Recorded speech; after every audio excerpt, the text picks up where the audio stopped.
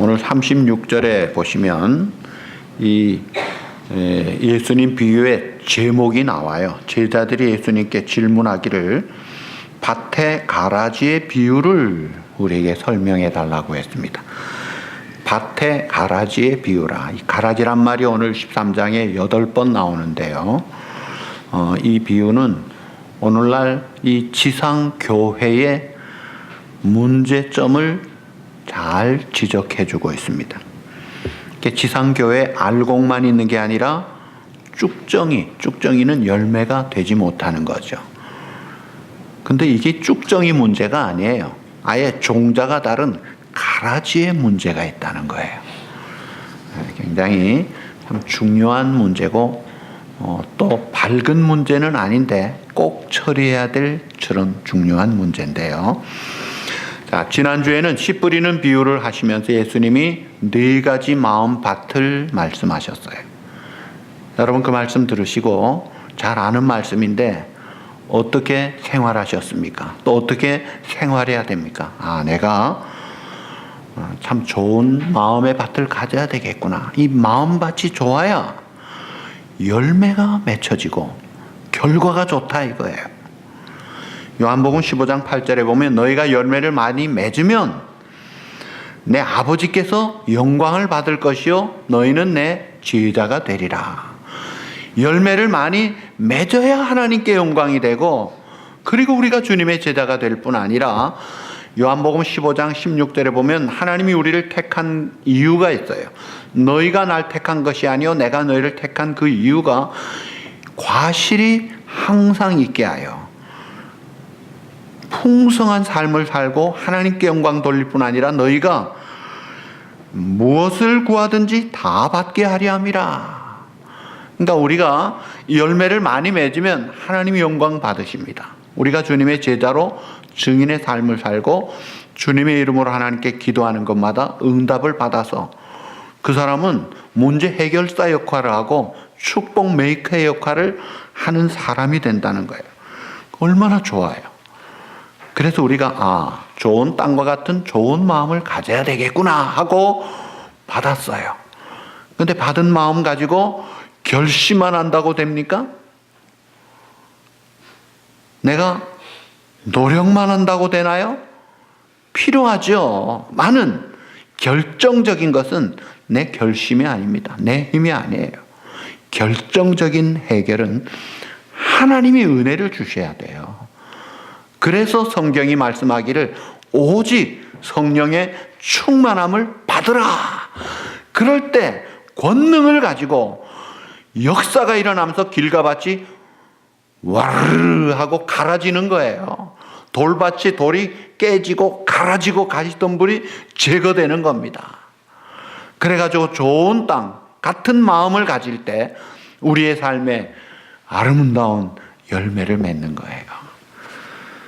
자, 그런데 문제는 내가 좋은 땅, 좋은 마음을 가진 그런 마음밭을 가졌다고 해서 끝이 아니더라 이거예요.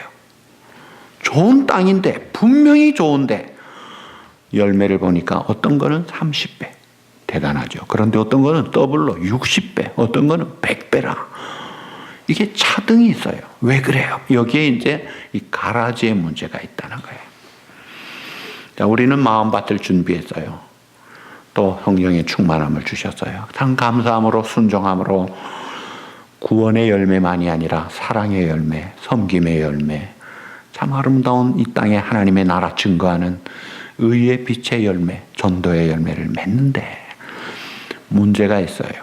마귀가 가만히 있질 않습니다. 이 마귀 특징은 부지런해요. 거짓된 사람 죽이는 일에 아주 앞장서 있어요.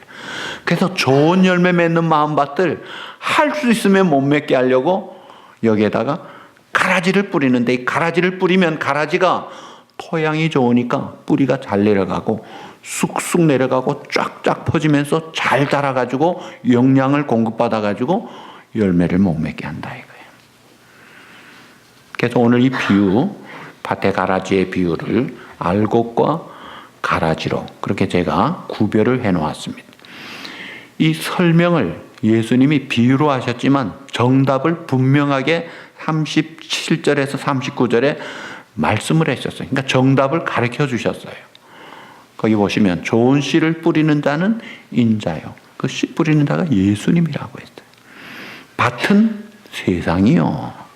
좋은 씨는 뭐예요? 좋은 씨는 천국의 아들들이요. 가라지는 악한 자의 아들들이요. 가라지를 뿌린 원수는 마귀요. 추수 때는 세상 끝이요. 추수꾼은 천사들이라. 아주 비유를 정답을 쫙쫙 가르쳐 주셨어요. 그러면서 예수님은 좋은 씨를 뿌려요. 나는 너희 중에 섬기는 자로 왔노라. 섬김의 모습을 보여주시고 하나리 미랄이 죽으면 많은 열매를 맺느니라. 그 열매대로 주님은 우리를 위해 죽으셨어요. 사람이 친구를 위해 죽으면 그보다 더 큰 사랑이 없는 그 사랑을 친히 자신이 죄를 알지도 못하지 우리 대속제물로 죄값을 치르시고 엄청난 그 사랑을 보여주셨어요. 자, 그 복음, 그래서 예수 믿을 때 용서받고 의롭다함을 받아 하나님의 자녀가 되고 천국 백성 영생을 얻어 완전히 새로운 사람으로 신분이 바뀌어진 그런 업그레이드 정도가 아니라 새로운 재창조의 삶을 살게 해주시는 이 생명의 열매, 복음의 열매, 축복의 열매를 주님이 쫙 뿌리시는 거예요.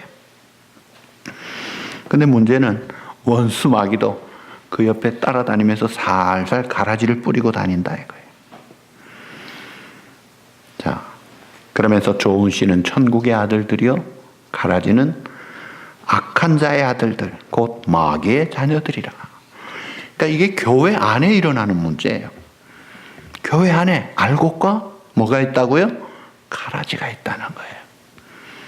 여러분, 이것이 1차적으로는 지상교회를 가르칩니다. 그 다음에 2차적으로는요, 교회가 곧 우리들이 교회예요. 우리 자신들이 교회예요. 우리 안에 이 복음의 씨앗이 뿌려져서 풍성한 승리의 복된 열매를 맺는 동시에 또 가라지도 같이 내 마음속에 뿌려져요.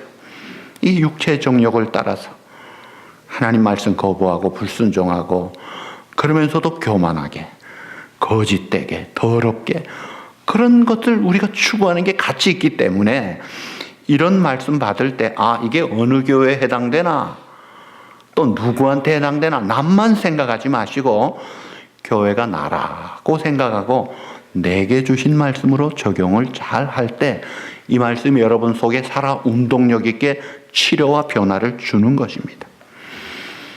1차적으로는 지상교회에 주신 말씀이에요. 이 교회에 예수님의 복음, 유일한 구주 대신 완벽하고 충분한 영생에 이르는 값없이 주신 선물, 놀라운 특권의 이 복음을 주셨는데 가라지를 뿌려요. 대표적인 한국교회 세 가라지가 있습니다. 첫째가 대화신학이라는 거예요. 신학교 학장이 주장하는 겁니다. 목사님들 가르치는 신학교 학장이 주장해요. 여러분 아시는 분 아시죠? 모든 종교는 똑같이 구원에 이른다.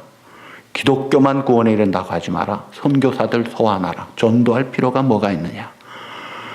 기가 막힌 가라지입니다. 두 번째 가라지가요, 민중신학이라는 가라지예요. 예수님이 구주가 아니라 민중이 구주라는 거예요. 이게 해방신학하고 연결돼요. 민중이 우리의 구주라는 거예요. 여러분, 세상의 사람을 하나님은, 성경은 어둡게 보고 죄인으로 보는데 민중을 따라가라는 거예요. 세 번째 이 가라지가 풍류신학이라 그래요. 우리말로 한신학이라 그래요. 그래서 한풀이를 해야 된다는 거예요. 그래서 이 풍류신학을 주장하는 신학자나 목회자 그런 교회는요, 실제로 구술합니다. 돼지머리 놓고 고사를 지내요. 그러면서 예수님이 억울하게 죽었다고 한풀이 해주자. 예수님이 억울하게 죽었대요. 기가 막힌 가라지들이에요. 그게 교회 안에 있어요. 이스라엘 백성들이 출애굽을 했습니다. 10가지 재앙, 기가 막힌 기적 같은 재앙으로 그 셔슬 시퍼런 바로가 칼자루 내려놓고 아주 제발 좀 나가달라고. 그리고 백성들마저도 우리 다 죽게 생겼으니까 뭐든지 줄 테니까 하고 보물들 줘가고 양식 줘가면서 어여 좀 나가달라고 아주 환송을 받으면서 출애굽을 합니다. 그래도 강팍한 바로가 또 죽이려고 오는데 어디에서? 홍해에서 수장이 되고 맙니다. 자, 그랬을 때 이스라엘 백성 출애굽기 15장에 보시면 이 홍해를 건넌 이스라엘 백성 100% 기뻐하고 감사 찬송해요. 얼마나 좋겠어요. 그런데 문제는 바로 그 다음에 만난 장소가 마라라는 쓴물, 먹지 못할 쓴물이 있었어요. 그러니까 다 100% 좋아하던 백성이 쫙 갈라집니다. 알곡 가라지가 그럴 때 표가 쫙 나면서 가라지들, 내 이럴 줄 알았어. 이딴 짓 하려고 우리를 여기서 왔느냐. 아주 원망불평, 돌아가자. 그 표가 이제 그럴 때 나타나는 거예요.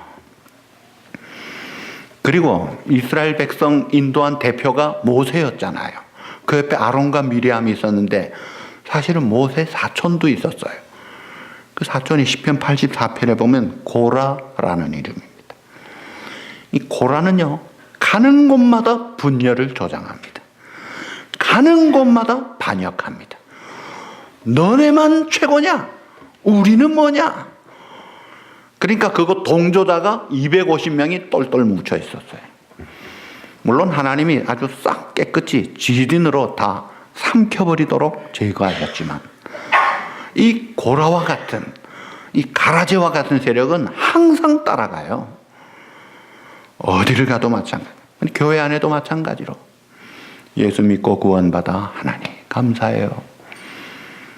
나 같은 죄인 하나님 사랑해 주시고 하나님의 자녀로 소망 가운데 한 번뿐인 인생 예수 믿고 하나님의 영광 위에 살고 방향 감각 잡고 목적의식 가지고 참 하나님께 어찌하든지 순종하고 내가 부족하지만 그래도 열심히 주님 따라 온유하고 겸손하게 사랑으로 섬기고 양보하고 참고 기다리면서 그래도 눈물로 기도하면서 자식도 믿음으로 키우고 복음을 키우고 교회 생활도 이 지상에서 어찌하든지 예배 때마다 하나님을 사모하고 하나님의 말씀을 받고 그렇지 하면서 은혜를 받고 위로를 받고 힘을 얻고 세상에서 살지만 천국을 언뜻 누리면서 맛보면서 살다가 또 말씀 순종한 자에게 천국 갔으면 또 하나님이 상급도 주시고 영생 복락도 주시는 바로 그 삶이 가장 복된 삶인데 이걸 우리가 추구하는 거예요.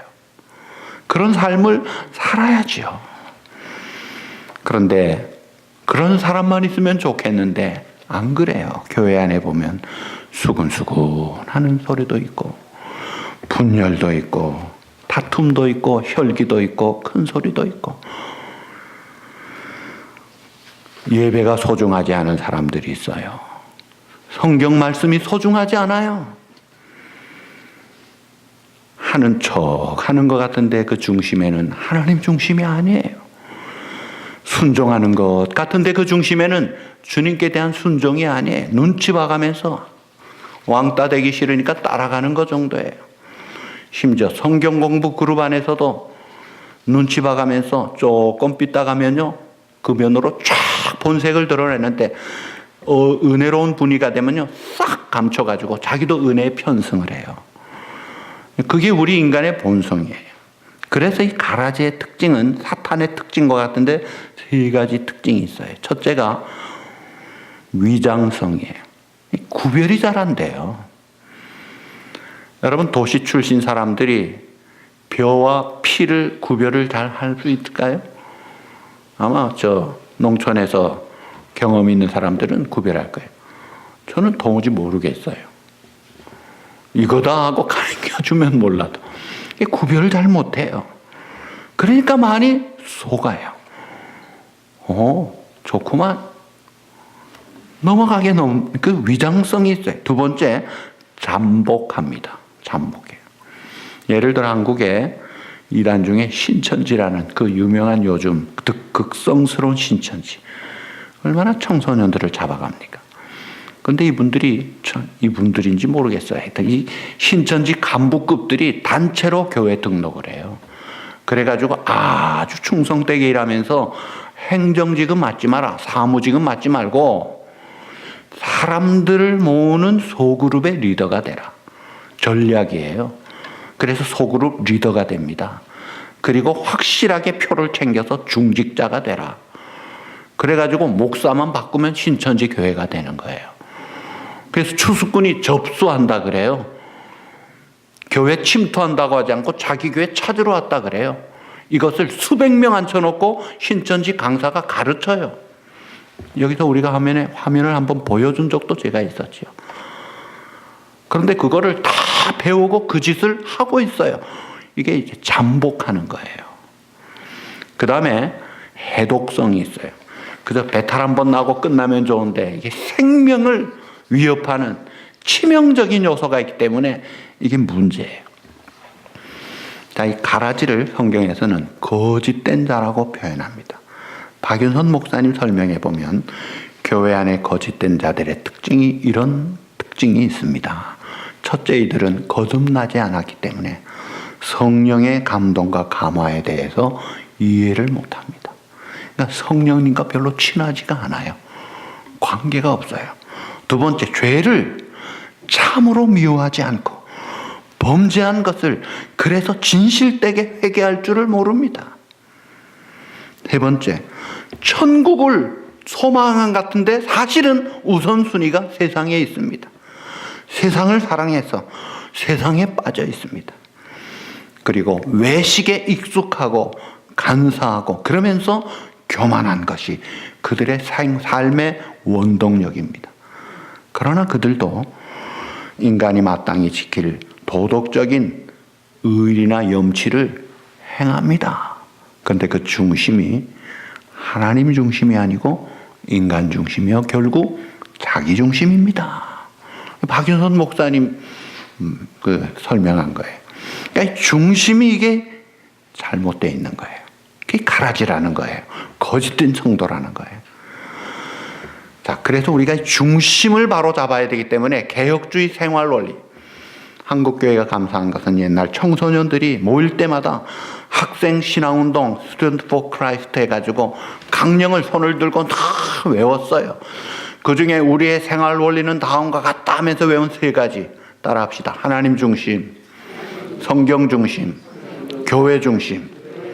모일 때마다 학생들이 이걸 손 들고 선수하면서 외울 정도로 늘 했던 거예요. 하나님 중심이 뭐예요? 사람 중심이 아니라는 거예요. 그러니까 가라지의 특징은 하나님 중심인 척은 하는데 결국 인간 중심, 자기 중심이에요. 남의 말이 안 들어와요.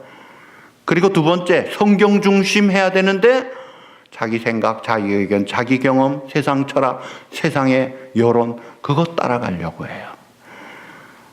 우리는 그게 아니잖아요. 성경 말씀만이 유일한 영감된 하나님의 말씀으로 내 신앙과 행위에 정확무오한 유일한 법이요, 이거밖에 없는 솔라 스크립투라, 이것만이 하나님의 말씀입니다 하고 믿는 게 이게 우리 신앙인의 기본 자세인데 이 중심이 없으니까 이것도 저것도 취하는 거예요. 성경을 무시하죠. 근데 사람들 앞에서는 또 무시하는 척은 안 하죠. 그리고 교회 중심 해야 되는데 이게 하나님 나라 중심이 돼야 되는데 세상 나라 중심, 이게 이제 잘못된 중심인데 이걸 바꿔야 돼요.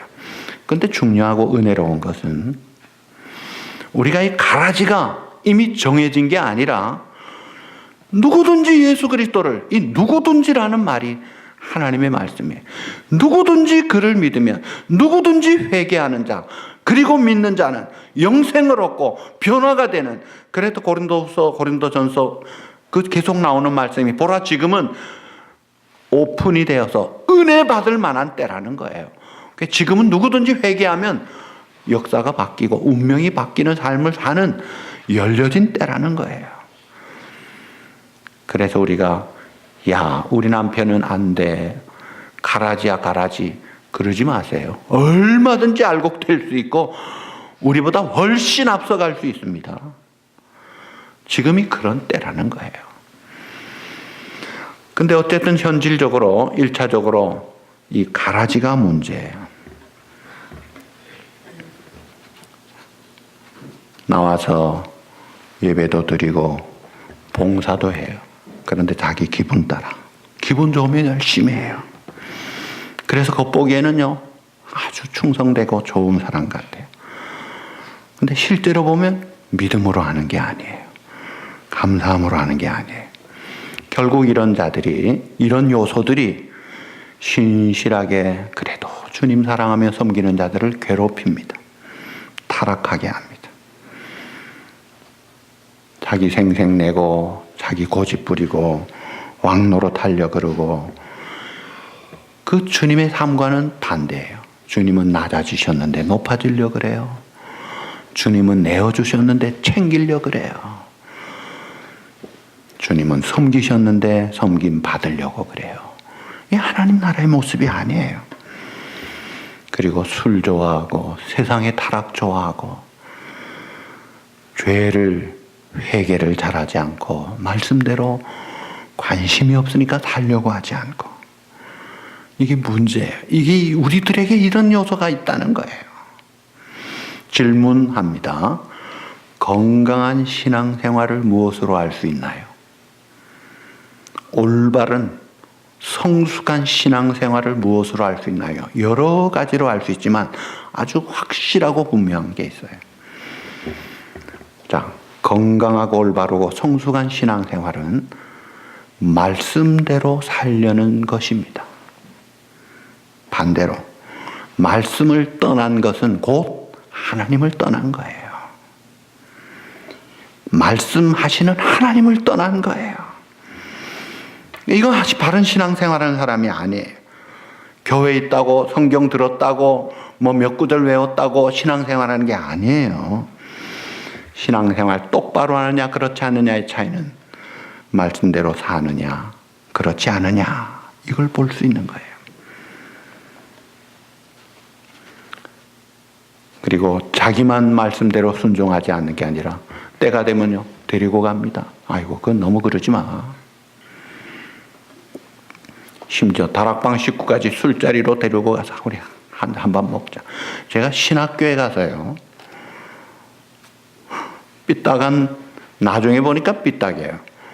우리 한번 데리고 가더니요 막걸리 파티 한번 하자 그러는 거예요. 그리고 우리 동정을 깨자 그러더라고요. 이야, 참 희한한 친구 다 있네. 좀 이런 짓 하지 마라. 뭐 술 먹는다고 지옥 가는 거 아니에요. 또 예수님도 포도주로 성찬을 했을 수도 있어요. 그러나 한국교회 건강과 덕을 위해 덕이 안 된다, 건강에 좋지 않다, 쓸데없는 돈 시간 낭비하지 마라, 사람들에게 좋은 영향 끼치지 않는다고 해서 그 기본적인 것으로 교회 다니면은 의뢰 그런 줄 기대하는 불신자들의 조건도 그 정도인데, 중직자라고 하면서 교회 지도자가 된다고 하면서 부끄럽지 않게 그런 짓 하는 게 그게 정상이냐 이거예요. 그러니까 회개하지 않을 뿐 아니라 하나님의 진노를 두려워하지도 않습니다. 아주 떳떳하게 합니다. 그런데 문제는 언제 마귀가 가라지를 뿌리나요? 오늘 본문에 보니까 사람들이 잘 때에 원수가 와서 곡식 가운데 가라지를 덧뿌리고 갔다고 해요. 잠잘 때, 밤에 뿌리고 가는 거예요. 이 밤이라는 게 때로는 우리가 인생의 고통의 밤입니다. 내가 너무 아파가지고 힘이 다 빠졌을 때, 너무 경제적으로 어려워서 힘이 다 빠졌을 때, 내 자식 문제로 너무 망가져 있을 때, 푹 빠져 있을 때, 그때 뿌리는 거예요. 그래가지고 극단적인 생각을 하게 합니다. 극단적인 말과 행동을 하게 해서 돌이킬 수 없게 만들고, 할 수 있으면 가정을 깨려고 그래요. 잘 나가던 교회 안 나가게 합니다. 좋은 친구 관계, 좋은 교우 관계 깨버립니다. 영적으로 졸고 있을 때, 기도하지 않을 때, 말씀 관계 없을 때, 때로는 쾌락의 잠에 빠져 있을 때, 이 잠잘 때, 영적으로 잠잘 때 가라지를 뿌린다. 그래서 우리가 이 가라지가 우리 마음밭에 뿌려지지 않도록 막는 제일 좋은 방법이 늘 말씀 붙잡고 읽고 그 말씀이 내 말씀이다. 이 말씀 오늘도 내가 이렇게 순종해야지. 그 말씀 붙잡고 살면서 내가 부족하니까 하나님 앞에 은혜를 구하고 그 능력을 구하는 기도를 하는 거예요. 그래서 깨어있어 기도하라. 기도도 깨어서 기도하라 이거예요. 그렇게 할 때, 말씀과 기도로 깨어있을 때 가라지를 뿌리는 것을 막을 수 있는 좋은 방법이라는 거예요. 그 다음에 일단 가라지가 뿌려지면 예수님이 제자들은 이거 뽑읍시다 하니까 아니야, 추수 때까지 두라 그랬어요. 왜 그러냐면요, 가라지 뽑는 분별력이 우리가 부족합니다. 굉장히 인간적이고 자아중심, 감정적이기 때문에 이 가라지인지 아닌지, 참인지 거짓인지, 진리인지 비진리인지, 본질인지 비본질인지 이게 분별을 잘 못해요. 물론 그렇다고 교회가 치리하지 말라는 건 아니에요. 그건 공개적으로 법적으로 할 거는 해야 되지만 함부로 우리가 남들 판단하고 정죄하고 가라지 뽑듯이 이렇게 하지 말라는 거예요. 그리고 이 가라지가 사실은 아픔도 괴로움도 주지만 사실 우리의 믿음을 더 연단시키는 요소가 많습니다. 내가 참아야 돼요. 그래도 섬겨야 돼요. 그래도 겸손해야 돼요. 그래도 소망을 잃지 말아야 돼요. 그래도 겸손해야 돼요. 그래도 충성해야 돼요. 분별력을 가지고, 그리고 죄에 대해서 사람은 미워하지 않되 그 사람을 죄로 만들고 이끄는 사탄에 대해서는 대적할 수 있는 담대함과 용기를 가지는 이런 삶이 그때 생기는 거예요. 그래서 최고의 열매 사랑은 오래 참고 모든 것을, 마지막에 4가지, 모든 것을 참고 모든 것을 믿고 모든 것을 바라고 모든 것을 견디느니라. 그런 삶을 통해 성숙한 주님을 닮아가고 사랑의 열매를 맺을 수 있기 때문에 주님은 그냥 두라고 하신 거예요. 그리고 가라지 100개를 뽑다가도 알곡 하나 다치는 게 안 된다 이거예요. 가라지 100개 제거하는 것보다 훨씬 중요한 게 알곡 하나예요. 예수님의 12제자 중에도 가라지가 있었잖아요. 예수님이 속아내지 않잖아요. 결국 본인이 본색을 드러내고 스스로 자살로 끝나는 그런 삶을 살았지만 교회 역사를 보면요, 가라지 뽑는다고 이단 척결하자 해가지고 마녀 사냥하듯이 15세기 말부터 18세기까지 마녀 사냥 광풍으로 종교 처형된 사람이 4만 명이 넘습니다. 처형된다고 했는데 나중에 보니까요, 수많은 알곡들이 멍투성이가 된 거야. 멀쩡하고 건강한 사람만 희생되더라 이거예요. 그런 짓 하지 마라. 마지막에 내가 하겠다는 거예요. 그건 주님께 맡기라는 거예요. 그들도 때로는 하나님이 또 쓰세요. 일회용으로. 바벨론도 남쪽 유다가 죄 지을 때 몽둥이로 쓰셨죠. 아수로, 다 이방 우상 숭배하는 나라들이에요. 이스라엘을 먼저 치셨잖아요. 그 이방 나라도 쓰세요. 한때 쓰세요. 그러나 교만한 하나님 섬기지 않는 것들 결국은 망하고 말죠. 때로는 마귀의 자녀도 선을 행합니다. 기분 따라 움직이는 게 문제죠. 믿음으로 하나님께 순종하는 건 아니에요.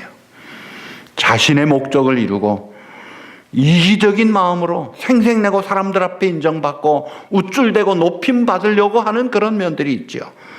그거는 아닙니다.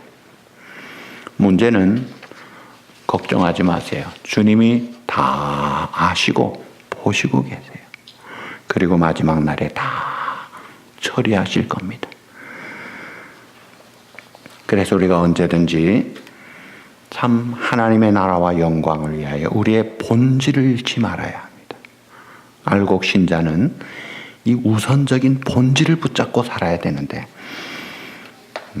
자, 웨스미 신앙 고백을 우리가 고백하는데, 웨스미 신앙 고백과 대소요리 문답을 만든 151명, 5년 6개월 동안 1064회 모여서 만들었어요. 그들이 모일 때마다 슬로건이 있었어요. 누구를 물러나고 필요한 것은 성경으로 입증하라. 성경으로 입증되지 않는 말은 꺼내지도 말고 그건 받아들이지도 않겠다. 그보다 또 우리에게 와닿는 중요한 것은 서양문입니다. 그들이 웨스민 신앙 고백과 대소리문을 만들 때 사인을 했어요. 그 사인한 내용이 뭐냐면요. 이 일에 관하여 하나님의 영광, 교회의 화평, 교회에 유익한 것, 이것 외에는 아무것도 주장하지 않기로 하겠다. 얼마나 좋은 하나님의 영광, 교회의 유익, 교회의 화평만을 추구하겠다. 이게 알곡의 모임이에요. 오늘 우리 성도들이 교회 생활하면서 여전도회로 모이든 남전도회로 모이든 속으로 모이든 당회로 모이든 재직회로 모이든 무슨 일을 하든지 간에 교회의 화평을 위해서, 교회의 유익과 덕을 위해서, 그러면요 얼마나 좋습니까? 자, 그리고 마지막 날 주님이 재림하실 때, 판결을 하실 텐데, 그때 마태복음 24장 40절 이하에 보면 두 가지 이야기를 했어요. 두 사람이 밭에 있음에 한 사람 데려가고 한 사람은 버려둠 당할 것이고, 두 여자가 맷돌질하고 있음에 한 사람 데려가고 한 사람은 버림을 당할 것이라. 그러므로 깨어있으라. 어느 날에 주가 임할는지 너희가 알지 못합니다.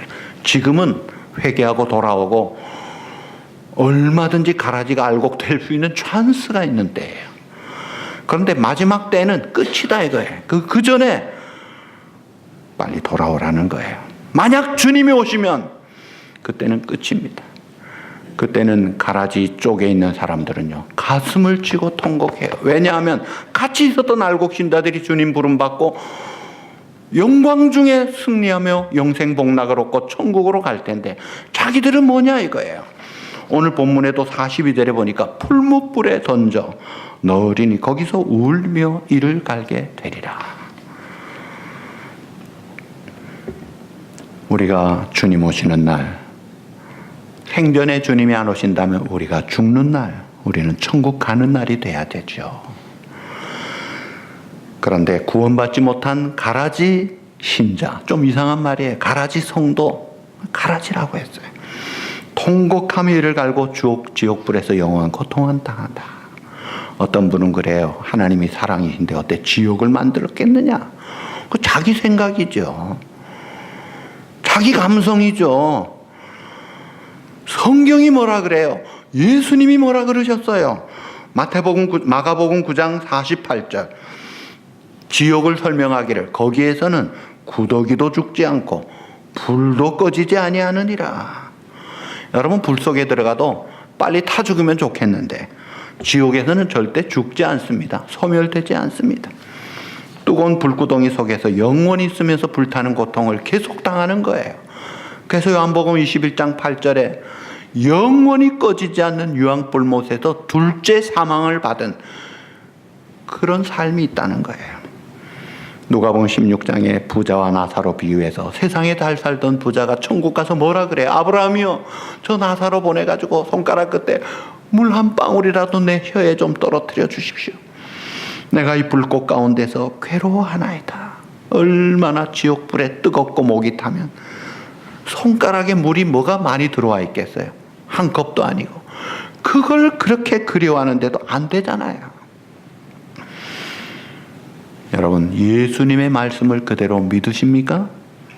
아멘입니까? 천국만 있습니까? 지옥도 있습니까? 지옥을 예수님이 말씀하시잖아요. 이걸 우리가 믿는 거예요. 천국과 지옥을 똑바로 알고 살아야 돼요.